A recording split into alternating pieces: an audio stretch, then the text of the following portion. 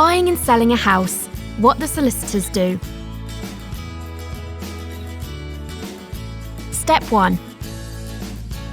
The estate agent finds a buyer, agrees the price, then writes to the solicitors with the details. Step 2. They write to their clients with their terms of business. To protect against property fraud, you'll have to provide ID to prove it really is you. You may also have to show how you acquired the money, so it is clear it is not the proceeds of crime. Step 3. If you're selling, you'll get some property forms to fill in, giving information about the property, such as if you've had new windows, an extension, or flood problems. You'll also fill in a form confirming what items you'll leave at the property.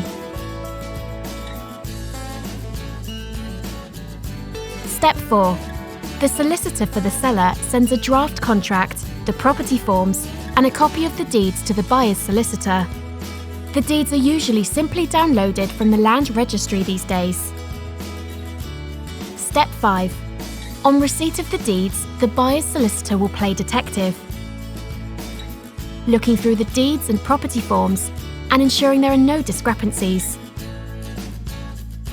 They'll check for any rights of way you have over neighbouring land, for example, a shared drive or a shared back lane. They'll look into rights that neighbours may have over your property, for example, a right to use a shared path.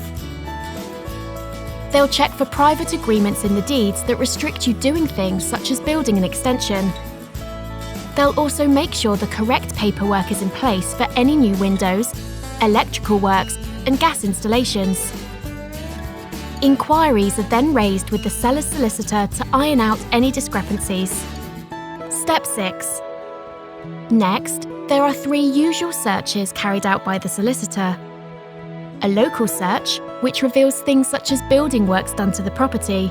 An environmental search, which reveals whether the property may be built on contaminated land. And a drainage and water search, which shows where pipes run and confirms whether the property is connected to the mains.